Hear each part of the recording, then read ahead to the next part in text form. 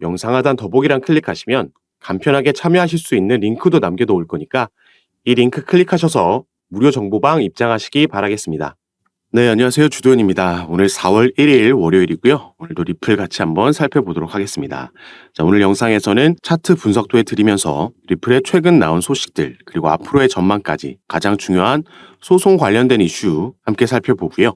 또 올해 리플에게 기대해 볼 수 있는 상승 재료까지 말씀을 드릴 거니까 여러분들께서는 오늘 영상 꼭 끝까지 시청해 주시고 그 전에 밑에 있는 구독과 좋아요 버튼 한 번씩만 눌러주시면 제가 이렇게 영상 제작하는 데에 큰 힘이 된다라는 점 말씀드리고요. 바로 차트부터 같이 한번 살펴보도록 하겠습니다. 자, 우선 제가 말씀드렸듯이 이 빨간색으로 표시해놨던 최근 상승 추세 흐름에서 벗어나는 움직임이 나왔고요. 다시 채널 안으로 들어와 주지 못하면서 이 800원 후반대에 900원대에서 지지라인을 만들려는 움직임을 가져가고 있습니다. 자, 리플의 차트를 조금 더 길게 작년 11월부터 같이 한번 살펴보면 이때부터는 파란색으로 표시해 놓은 하락 추세 채널 안에서 움직이고 있었습니다. 그러면서 두 번 채널을 벗어났다가 다시 안으로 들어오는 움직임이 발생을 했고 이런 걸 우리가 트랩이라고 얘기한다 말씀을 드렸죠. 트랩이 발생하게 되면 통상적으로 반대편 채널까지 이동하기 때문에 2월 달에 또다시 채널을 벗어나는 움직임이 나왔을 때 이게 트랩이 되면 추가 하락이 나올 수 있지만 채널 상단의 지지를 받고 돌파한 방향으로 추가 움직임이 나와준다면 이렇게 새로운 추세 채널을 만들 수 있다 말씀을 드렸습니다. 그래서 최근 상승 추세 채널 안에서도 상단에서 트랩이 발생했고 반대편 채널까지 이동을 했고요.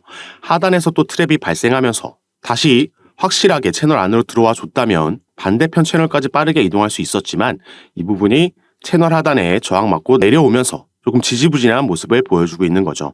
다만 이번 주 안에 이 일봉들이 다시 채널 안으로 들어오면서 상승세를 보여주면 우리가 쌍바닥 패턴, W 패턴의 상승력을 기대해 볼 수 있겠고 이번 주에 일봉들이 힘을 써주지 못한다면 새로운 하락 추세 채널으로 움직일 수 있겠다 보여지고 있습니다. 그리고 최근 나온 리플 관련된 소식들을 보면요. 자, 오늘 날짜로 폭스 비즈니스에서 리플의 XRP가 7월 달에 미국의 증권거래위원회의 항소에 의해서 급락 가능성이 있다 나왔습니다. 이 내용을 보시면 중요한 부분은 바로 최근 이더리움을 증권으로 분류하려는 SEC의 움직임 때문에 이 부분을 관철하기 위해서 7월 달에 지난해 판결에 대해서 항소할 수 있다 이렇게 본인의 의견을 게시했습니다. 자, 7월 달이라는 건 정식 재판 판결이 나온 이유를 얘기하는 거겠죠. 자, 작년에는 7월 달에 약식 재판 판결문이 나왔고요. 10월 달에 그래서 SEC에서 이게 약식 판결이었기 때문에 정식 항소가 아닌 중간 항소만 요청할 수 있었고 이걸 요청했지만 법원에서 기각당했습니다. 그래서 정식 항소는 최종 판결이 이 정식 판결문이 나오고 나서 할 수 있다는 얘기고 항소한다라는 건 또 한 번 판결문에서 리플이 유리한 판결문을 받을 수 있겠다 생각할 수 있는 거고요.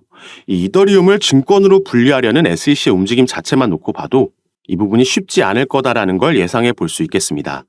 SEC는 미국의 증권거래위원회이기 때문에 당연히 이더리움을 증권으로 분류해서 본인들 관할 아래에 놓으려는 움직임을 가져가고 있는 건데 이 반대편에서 미국의 상품거래위원회 이 CFTC는 이미 이더리움을 상품으로 주장하는 공식 성명을 발표했습니다. 최근 제출한 기소장에서 비트코인과 이더리움 라이트코인을 상품이라고 명시한 거죠. 그리고 미국의 국회 하원 의원들도 SEC가 정확하게 이더리움에 대한 정의를 하지 않았기 때문에 시장의 혼란을 야기하고 있다라고도 한 바가 있습니다. 그래서 이 부분은 SEC의 움직임을 조금 더 지켜봐야겠지만 쉽지 않을 거다 예상해 볼 수 있는 부분이고요. 자, 또 한 가지 최근 나온 소식. 자, 리플에 ETF 프리미엄이 가능할까?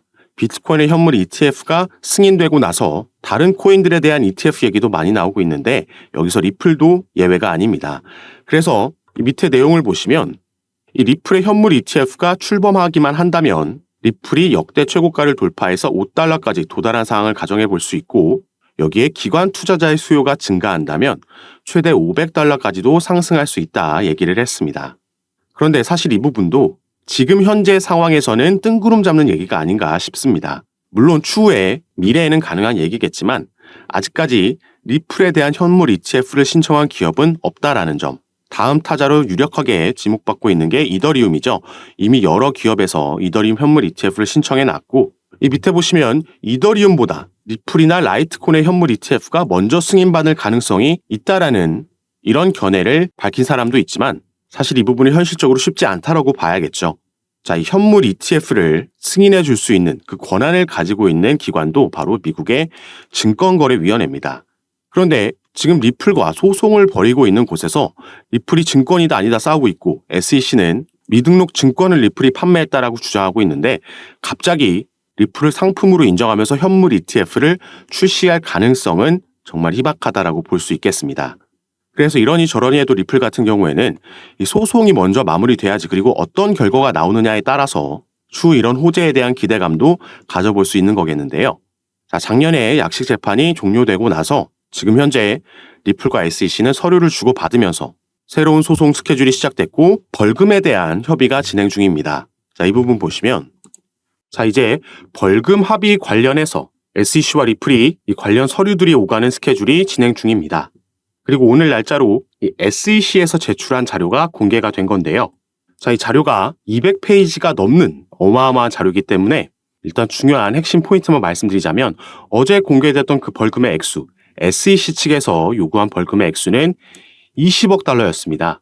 이렇게 공개가 됐는데 자, 정확하게 문서에 나와 있는 벌금의 액수는 19.5억 달러라는 게 확인이 됐고 이 안에서 일단 환수금, 이 벌금 자체가 기관 투자자들에게 판매된 거기에서 이득을 취한 환수금 8.7억 이 부분도 사실 이전에는 7억 달러 수준이었는데 기소 이후에도 계속해서 판매가 진행됐기 때문에 8.7억이라고 SEC에서 계산을 해놨고 여기에 대한 이자 1.9억 그리고 민사 벌금 8.7억까지 합해서 대략적으로 20억이 조금 안 되는 벌금을 요구한 겁니다. 그리고 여기에 대해서 어제 날짜로 리플 진영의 법률 최고 책임자 이 스튜어트 알데로티가 뭐라고 본인의 SNS 계정에 올렸는지 간략하게 먼저 살펴볼 건데요.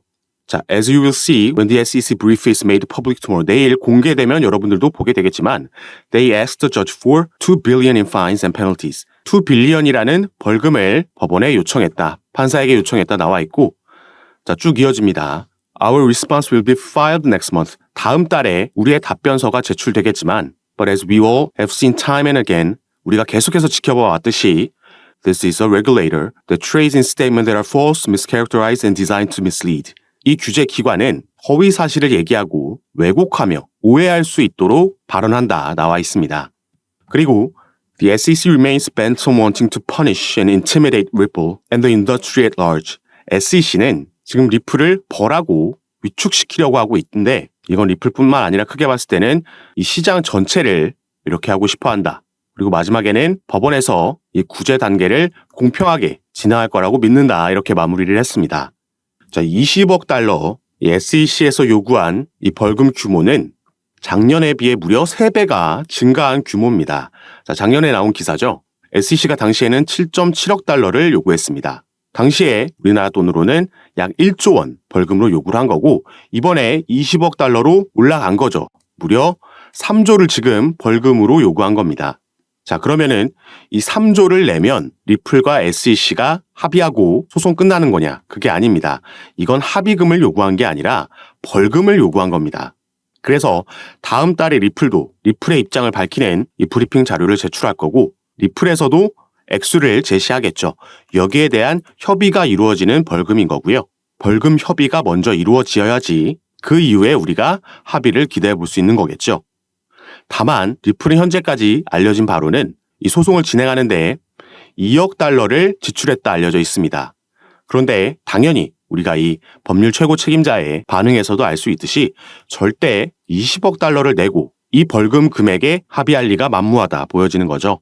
작년에 7.7억 달러라는 이 액수의 벌금을 요구했을 때도 터무니없는 금액이다 말씀드린 바가 있습니다.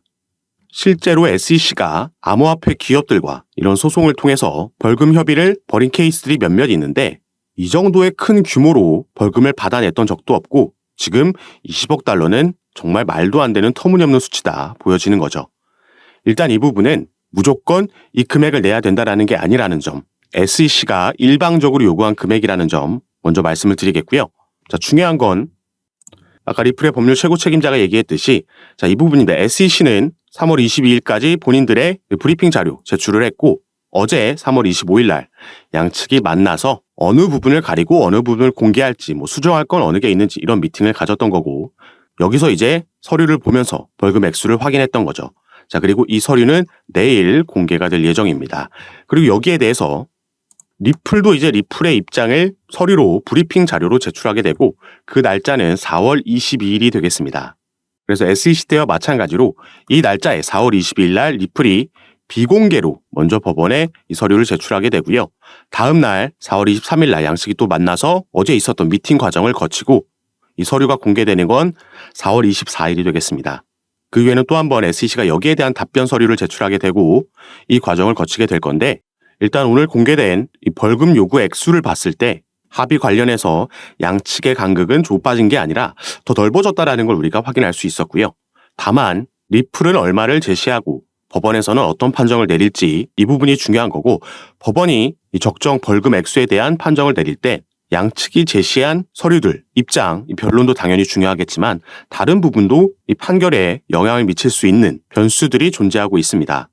그리고 리플은 이 소송뿐만 아니라 올해 확실한 반등을 만들어낼 수 있는 또 한 가지의 상승 재료도 남아있다 보여지기 때문에 지금부터는 이 내용도 함께 보여드리면서 그 근거들 말씀을 드리도록 하겠습니다. 이 소송 이슈들 새롭게 업데이트되는 내용들 그리고 리플의 기술적인 분석과 타점 비중 같은 경우에는 카톡방에서 제가 공유해드리면서 가장 빠르게 대응 도와드리고 있으니까요. 여러분들께서는 영상 밑에 더보기란 클릭하시면 이 두 가지 링크 확인이 가능하실 겁니다.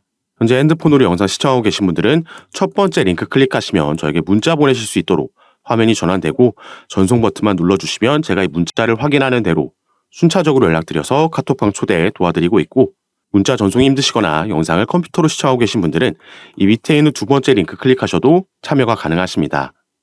카톡방에서 당연히 전부 무료로 제가 이런 정보들 공유해드리면서 대응 도와드리고 함께 투자하고 있는 공간이니까 여기에도 한 번씩 관심 가져주시고 확인해 주시면 감사하겠습니다.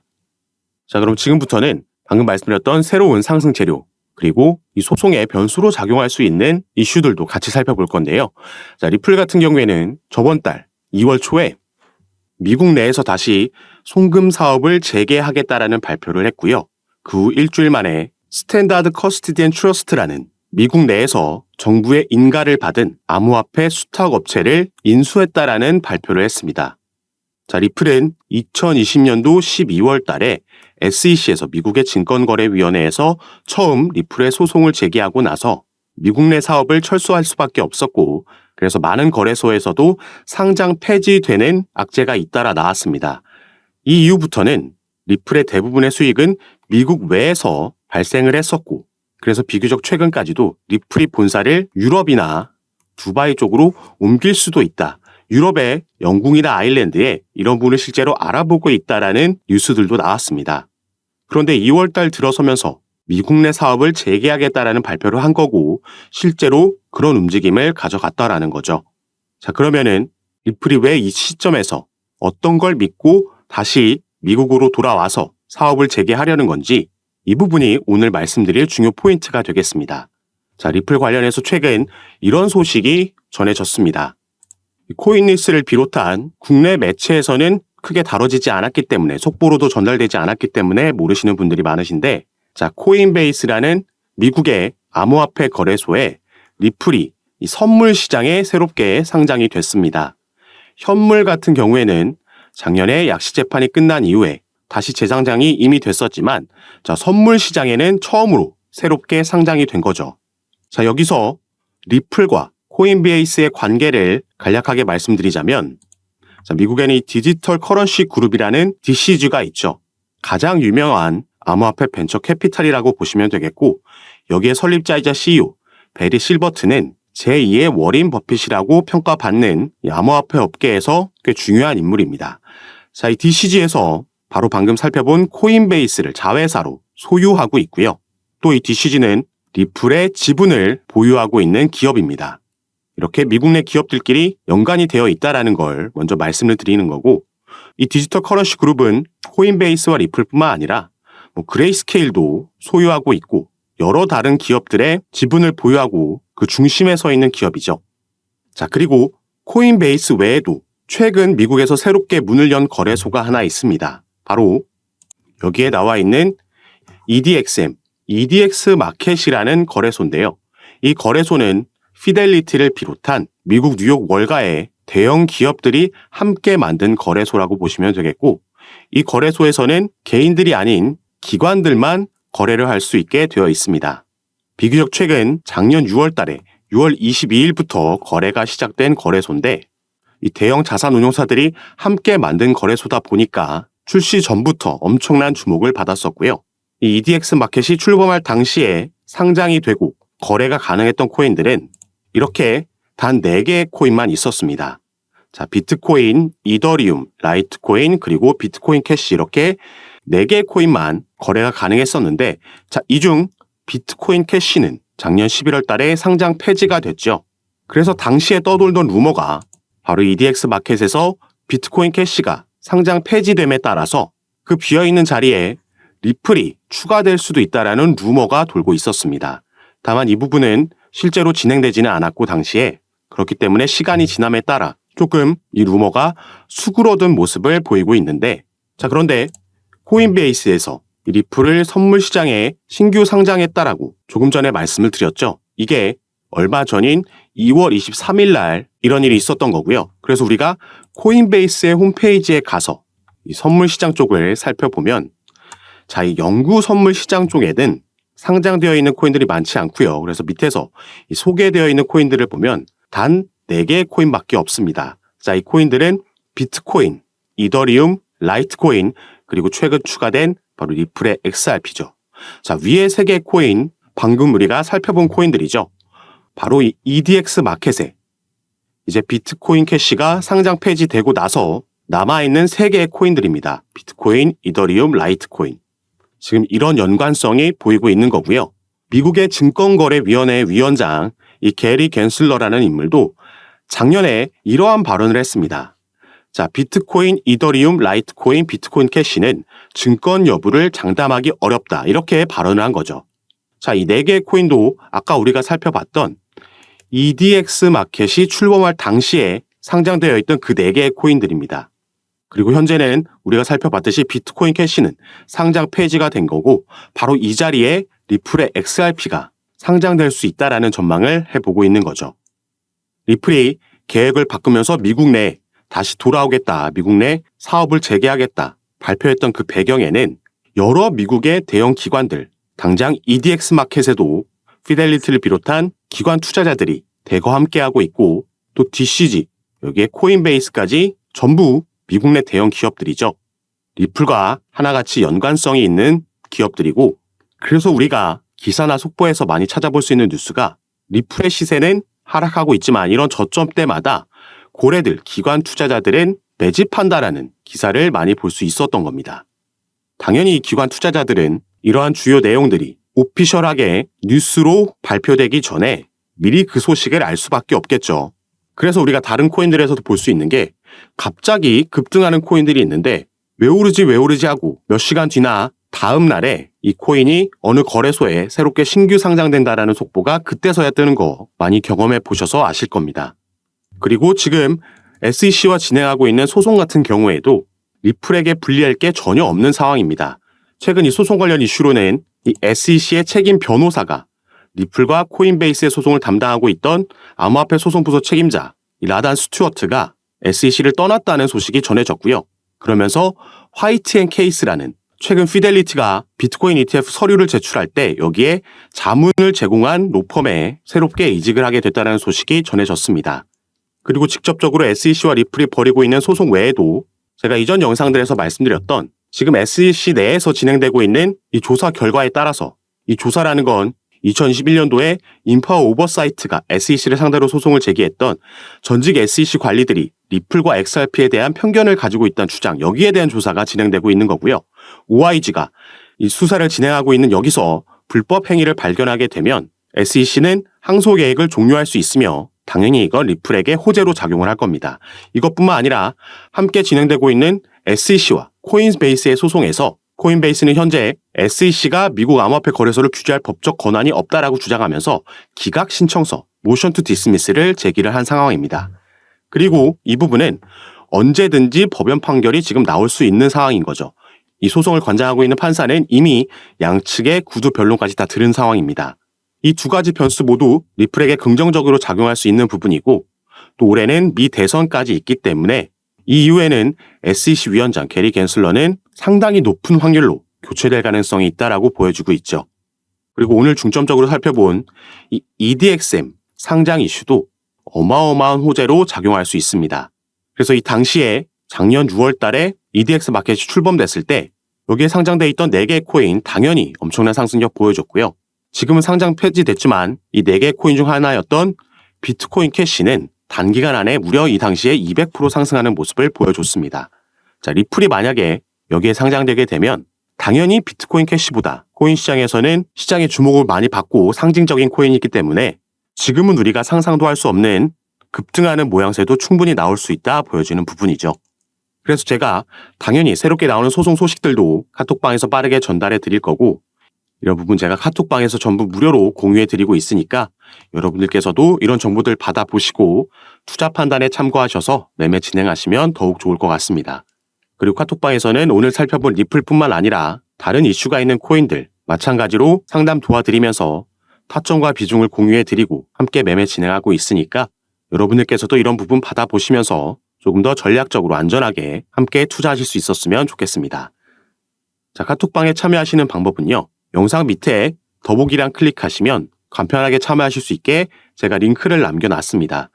여러분께서 지금 영상을 핸드폰으로 시청하고 계시다면 가장 위에 있는 링크 클릭하시면 저에게 문자 보내실 수 있도록 자동으로 화면이 전환이 될 거고요. 여러분들께서는 전송 버튼만 눌러주시면 제가 이 문자를 확인하는 대로 순차적으로 연락드려서 카톡방 초대를 도와드릴 거고 또 문자 전송이 힘드시거나 컴퓨터로 영상을 시청하고 계시다면 그 밑에 있는 링크로도 참여가 가능하십니다. 여러분께서 편하신 방식으로 연락 주셔서 제가 드리는 정보들 타점과 비중 받아보시면서 투자 판단에 참고하시고 매매 진행하시면 더욱 좋을 것 같습니다. 자, 그럼 오늘 내용이 여러분들께 도움이 되셨으면 하는 바람으로 영상 마무리하도록 할 거고요. 저는 다시 카톡방에서 여러분들 대응 도와드리고 상담 도와드리면서 찾아뵙도록 하겠습니다. 감사합니다.